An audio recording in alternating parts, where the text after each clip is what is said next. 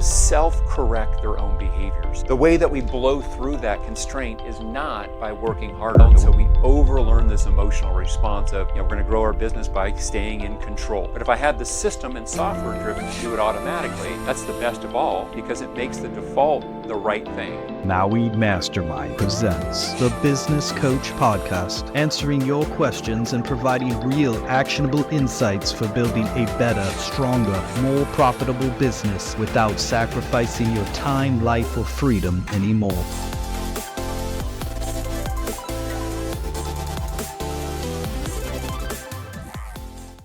Well, welcome to another episode of The Business Coach. I'm looking forward to today. We have a really important topic to be discussing today. I'm going to be going into how can you protect yourself and your company from poor, bad, careless, or ill-intentioned malice in terms of employee behavior. And I want to share with you this concept we call business controls in the session.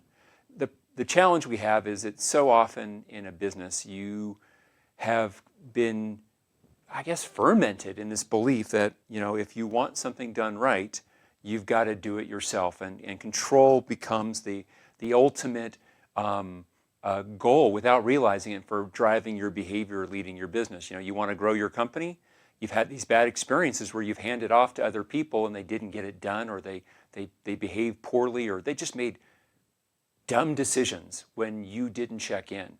And because of that, you say, okay, well, if you want something done right, you've just got to do it yourself. If you want to grow the business, you've got to work harder. You've got to do more, grind out more hours. But the problem with that becomes, and this is important, the more that you do, the more that you've got to keep doing. And the more that you do, the more your business becomes essentially addicted to the production that you personally do for the business. And you become the biggest limitation and point failure for your company. So what's the way out of this? What's a better answer? A better answer for you is for you to do less and to get your business to produce more. So how do we go about that? Because I can hear it already. Some of you are already saying this. David, how do I protect my business from the dumb mistakes or just bad behavior of a team member? If I hand off to somebody, and I'll give an example for it. I remember a client, this is years ago, we were working with, her name was Cheryl, and Cheryl had a glass business. They did commercial and residential glass. So for example, if you had a hotel and you were putting in glass shower doors, she would be the one that her company would basically measure and get the manufacturer to make the custom glass that you have there, and other things as well. And when I talked with her, she said, David, I tried the scaling thing. I went from where I was and I doubled my business over a 2-year period, but I was working longer, harder, and making less money. And I looked at it and I said, well, tell me a little bit about it. And it turns out that, she had a lot of people on her company payroll, but she had no internal systems or controls that really made sure that they were doing the right things in the right way at the right time, which is what we're going to be focusing on in this episode. And so her lesson was, screw scaling, pardon the language. I'm just going to keep myself small. I'm going to work my normal 50-hour week, and I'm going to make more money that way. What she didn't realize, what she couldn't even see. Ironic, since she made glass, her glass was foggy or opaque. Sorry, bad pun, but I couldn't resist it. My kids, I can already hear them groaning. Just as an aside, you know what? My kids used to think I was really funny until they turned about 8. And then every year thereafter, I became less funny, and I got more teenage eye rolls. I've got 3 sons, 11, 15, and 15, and boy, they can just roll their eyes when I just say certain things. But going back to Cheryl, what she couldn't see is that maybe it wasn't that she had learned the lesson in her world that when you hand off to other people and you get your company too big, you can't keep your eye on everything. You can't keep in control. And as a result of that, things go wrong. What she couldn't see, what she couldn't even conceive of, maybe it wasn't the other people, but maybe it was how she handed off control to other people, how she delegated responsibility of ongoing functional areas of the business. And in this particular episode of the podcast, The Business Coach, I want to help you solve that. And we're going to do that by starting with an incredibly important distinction. The difference between a business control and business controls. control versus controls with an S. That little s is so important. So control is a reflexive reaction to when something goes wrong. A business owner wants to grip more tightly. It's fear-based, it's autocratic. It says, I need to check in. Hey, you can take this step, but come back to me for approval for the next piece. It says, I'll make that decision each time it comes up. And it says, don't take the next step until I've given you the say-so. And where it comes out of is fear. Fear that when you did it in the past, it didn't work well. And so we overlearn this emotional response of, we're going to grow our business by staying in control. Now, contrast that with the Maui response, which is controls with an S. Controls say, how do we proactively protect the business and expand individuals' ability to contribute, direct, make decisions, take actions. So we protect the business and we expand the capacity and the depth of the business by putting in specialty systems such that the business is covered. It's enterprise driven. The business is at the center of that versus the owner's own fear or limitations. And they give you tools so that you and the business can see that the right things are happening at the right time in the right way to generate the right result. And it allows people, and this is a really important point here, it allows people to self-correct their own behaviors. Business controls give them the information and feedback such that not only do we protect the business, but me as a doer in your company, I can self-correct because I can see where I stand. And allowing me to do that allows us as a company to grow beyond just the owner. It's really important. It says things like, hey, check the dashboard. What does that show us? And have you followed our internal process for it? You did? Great. It says things like, hey, did we implement a systems-based control about this? Now remember, a business control is a system. It's a subset of business systems in general, but it's a specialty system that protects the company. There are 3 types of these systems. Let's go through them here together. The first type of control is a visual control. The second type of control is procedural control. And the third type is an embedded control. Now, why does this even matter? Because what you've learned if you've been part of this podcast for a while now, you've learned that the average business owner puts himself or herself at the center of the company and revolves everything around them. And as a result, they are the biggest constraint on the growth and success of that company. The way that we blow through that constraint is not by working harder. Working harder, it gives me the ability to get maybe a little bit bigger. But there will be a point where it just caps out. So to get that, I've got to take me from the center. It's not about the owner. I've got to put the business's needs at the center. When I put the business's needs at the center, it allows me to have a truly expansive company. Because I can have not just one person who makes decisions and takes actions, but I can have a multitude of people and still protect the company. Hear that part? And still protect the company. The most important thing about business controls is they put the company at the center and at the same time allow people to make a bigger contribution. And the company is still covered from dumb decisions, careless behaviors, or even from malfeasance, from someone intentionally making a bad behavior. So let's go through these 3 types of controls, because I want you to leave this episode getting in your bones the difference between keeping control and maintaining and building and using and leveraging business controls with an S. So first type of control, like we talked about, are visual controls. And an example of a visual control would be, for example, a checklist, right? This is one from our UBS, from our system of systems, wherein it's for live events. It's a checklist, right? You check the box, and if we check the boxes, we know all the things were covered for that. A shipping checklist would be an example for it. Another example of a visual control, we did one for the business book we wrote, Scale, when my friend Jeff Hoffman and I wrote the book Scale I think the original version came out about 10-ish years ago. The most recent version, the second edition, came out just a short while ago. But when we did that book, you'll notice that it had a unique cover design, and it had an associated website that went with it. And for the first probably 7 years of that part, we've now updated the website that goes with it so that when you get the book, you get a really cool toolkit of video-based and PDF-based tools that go with it. But we created a visual control. The designer who made the website, which was actually one of Jeff's other companies, his main business that he was involved with, many of you know from his Priceline.com days, but that was in the past. At that point, he had an entertainment business that did, I don't know, $100 million plus of gross receipts from the movies that he's made, Cabin Fevers and some others. And he had some other businesses, one of which was a design company. And so they created this design sheet. And if you looked at it, it says things like, here's the fonts that we want, here's the color tempos that we want. And as long as we have that, any designer who later on designed for us would know how to make the book look with that, right? That's an example of a visual control. Here's another visual control. This one actually comes from a client of ours, a coaching client named Thomas, who runs a mobile manufacturing business. And in his business, they have this large, semi trailer that goes on site with another support vehicles.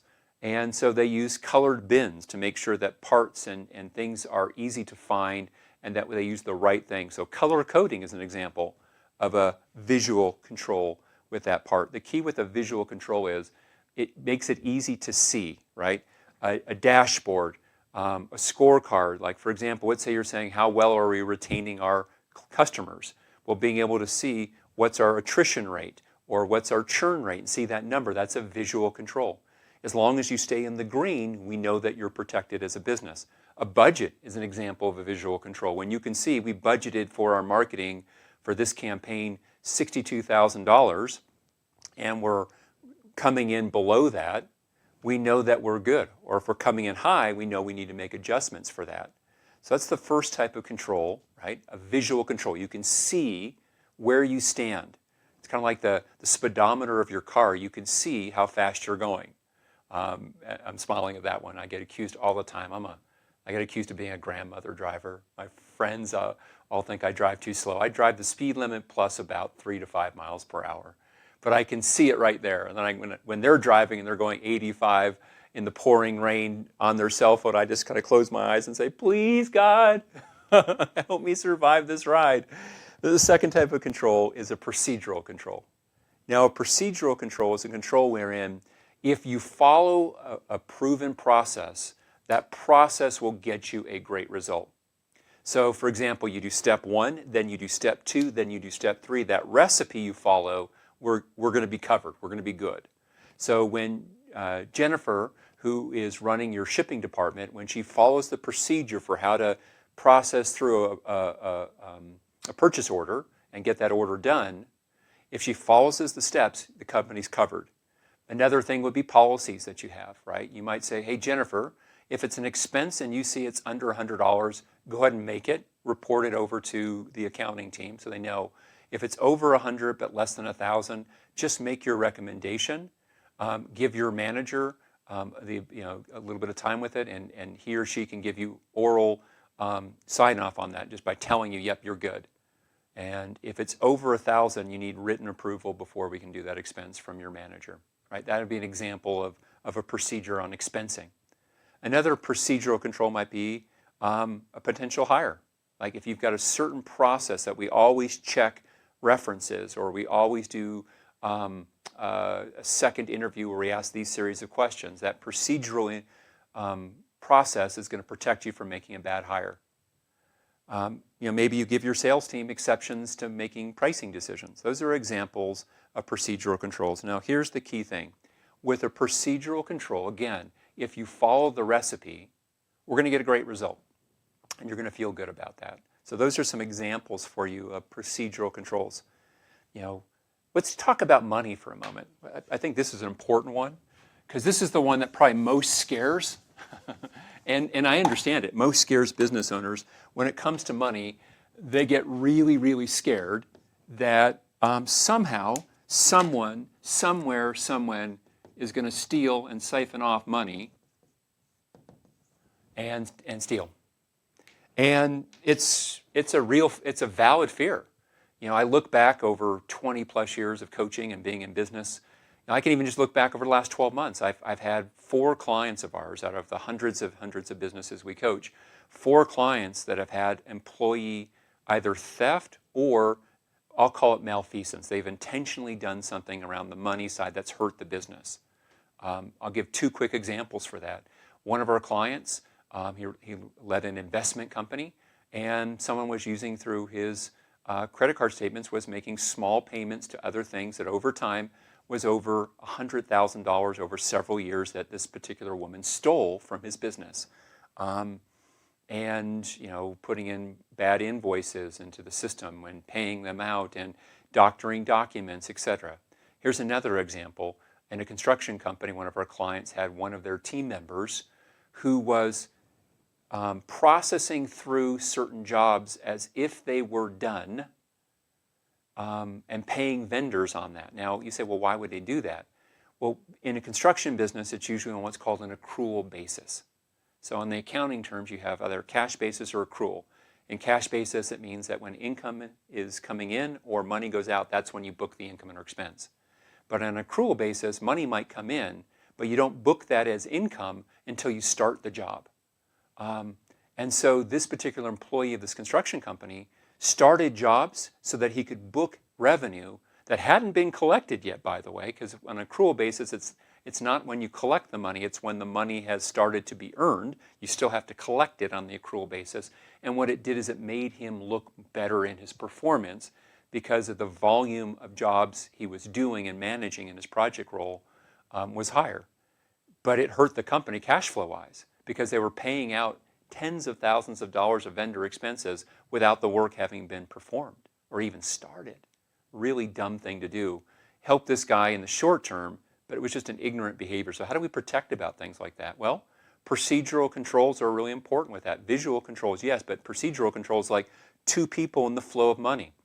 So for example, in our company, when someone sets up an ACH payment, one person, actually there's 2 people who can do this, plays the person who does the setting up role, the initiator, and a second separate party has to be the reviewing party who can't set it up, can't start it, can't put a new vendor in the system, but can be the one that reviews it and press money going out of the account. The first person can only set it up in the system, but they can't send money out. So what's another example?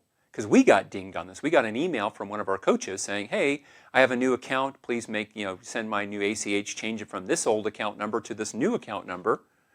And procedurally, what should have happened was we need to verify that with that other person. But it looked legit, and the invoice was needing to be paid, and so we paid it out, only to discover that it went to a third party who spoofed that coach's email address and sent in a new one, and really it should have been a conversation with some kind of, if we were following our own procedure, it would have been a phone conversation with something in writing with a signature or a DocuSign that has some protections built in with that part. That would have been an important one for us to have done. We didn't do that.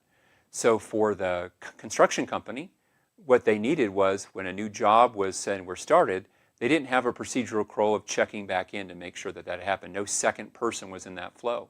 For the person who stole from the investment company, she was able to create new payers and put money stuff out. Somebody else did, in fact, have to sign off on the check or the electronic payment, but they didn't pay close attention to it. And the procedure should have been that every time we set up a new payee, that we look at the new payee closely. When you set up in your financial systems a new party to be paid, that's a vulnerable moment for a company. And that's why we need to kind of check closer. So procedural controls, financial controls say that we look closer at what's going on. That's really important, such that we don't get stuck later on thinking that somebody's bad behavior hurts. We're going to catch it fast and early. If it's a mistake, then we can train and coach around. If we catch malfeasance, we can go ahead and prosecute and fire and get going faster around that. Now, there's one more type of control. So if the first type of control was a visual control, the second type was procedural, the third is my favorite. We call these embedded controls. And embedded controls, the best part about it is they make the default behavior automatically the right behavior. Let's give some examples of that. So first of all, step out of business for a second. Let's think about it. Like I'm teaching two of my older sons to drive right now.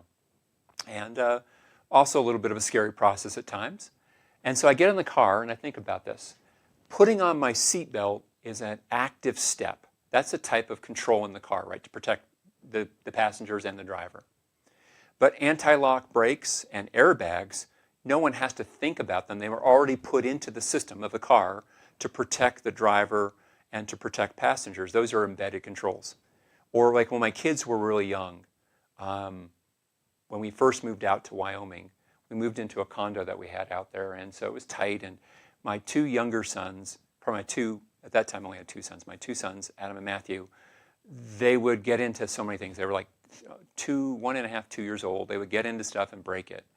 Now, I could ask them to not touch, something that's breakable. Hey, don't play with that day show. Hey, don't touch that. Hey, leave that be. And I can do that again and again and again. Or I can take that object and put it on a higher shelf and they can't reach it that way. It's an example of an embedded control. So in business, standardized email sequences, like you have a new customer who joins you and you want to send a regular contact follow-up to help them use your product.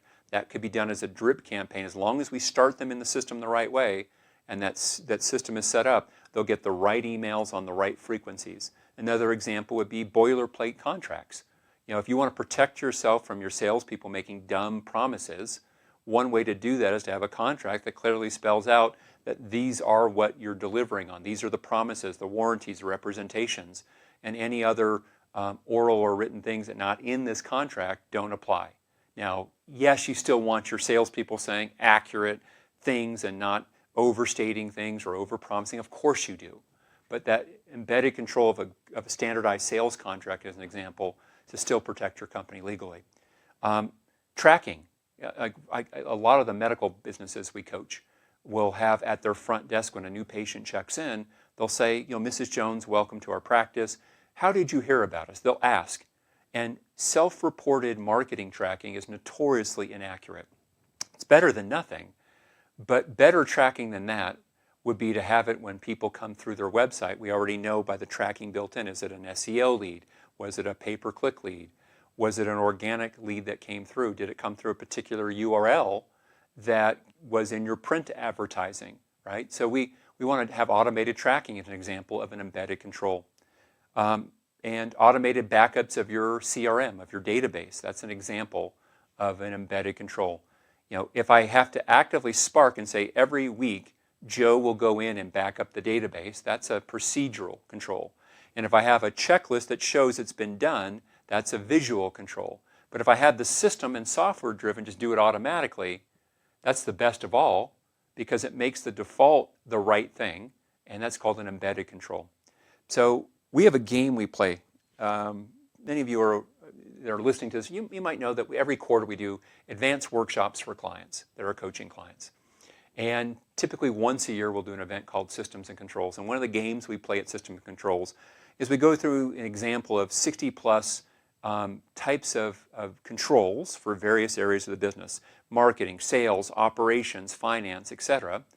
And then we play this game of having people decide, is that a visual control, a procedural control, or an embedded control? When you start getting the repetition around that, it becomes really obvious and you start to get in your bones what's the right way. So what's sales scripting? Like, if you think about sales scripting, is that a visual control, an embedded control, or a procedural control? Yeah, it's a procedural control. If I follow this recipe by saying these words, I know I'm going to get a good sales result, both in terms of conversion and in terms of accuracy of what was said. How about this one, a marketing budget?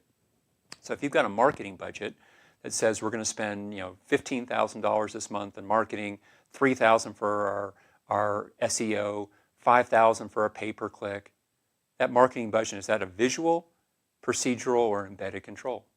Yeah, it's a visual control. I can visually see where I stand, actual versus budgeted, and what's the delta. How about a pre-approved vendor list? What kind of control is that? Yeah, so your operations or production team, it's an embedded control. Hey, we've already vetted these 6 vendors. As long as you use one of these 6, we know at least they're going to be quality. You still have to go through pricing and et cetera from that part, but we know that these people are going to deliver on what they promise. That's an example, right, of embedded control. So I want to share just a couple more key points. So next piece I want to share here is this idea of learning the difference between checking in and checking on. I'm going to do this through a story. And this is one that's really quite personal because it happened in the Maui company about this podcast.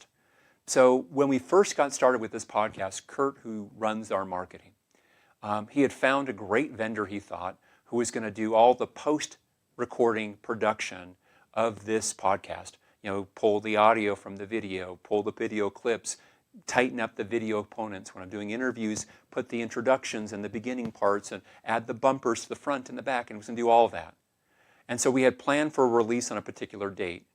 And Kurt, being a good manager, kept checking in with his team member. Hey, how do we stand on this? Oh, we're doing great. Good.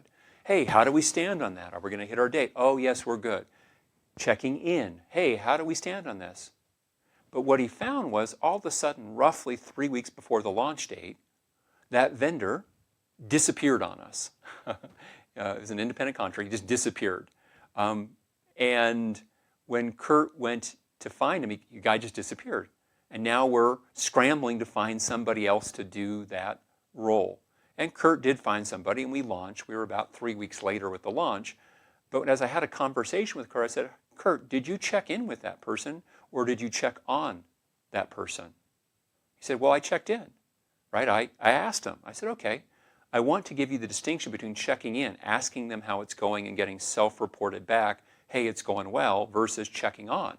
A better way is to make sure their work product is on our company server, right, our cloud-based server, and you can check progress by actually putting your eyeballs on the work as we go. That's an example of a procedural control, checking in versus checking on. And you now know that checking on is more important with people who have not proven a level of trust and competency and reliability. You know, a year into the podcast, and the person's shown that they've been really right on, checking in is fine for most things. But early on, a new vendor, checking on, which means putting your eyeballs on the actual work, touching, seeing, to see and confirm for yourself is important. One of our Maui coaches, Patty, has a wonderful expression she says all the time about this. She says, David, trust but verify. Verify means that we don't just ask them, but we actually look and check on the progress. So that's one piece as a coaching tip I'll suggest with you. Again, this comes from having worked with a lot of different businesses. I've got one more coaching suggestion for you, and then I've got a reader question or a listener question that I want to answer about sales team. So the last coaching point I have for you is I want you to get good at intelligently handing off functional ownership of responsibility and protecting your company at the same time. And to do that means you've got to have internal controls in place, whether they're visual controls, your checklists, your scorecards, your dashboards, your budgets, or they're visual control, your procedural controls, right? Follow the certain proven process with that part. 2 people involved in the flow of money. Only one person can initiate, a second separate person has to check and do the final approval to have it go out.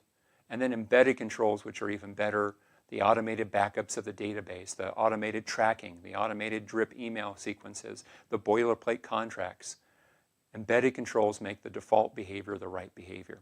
All right, so I want to put out to you, again, a reminder, if you want to send a question in, just send it to us at thebusinesscoach@mauimastermind.com.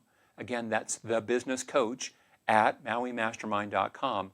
And we will absolutely I will read every one of those emails that come in. This question came in from Jose. It talked about salespeople.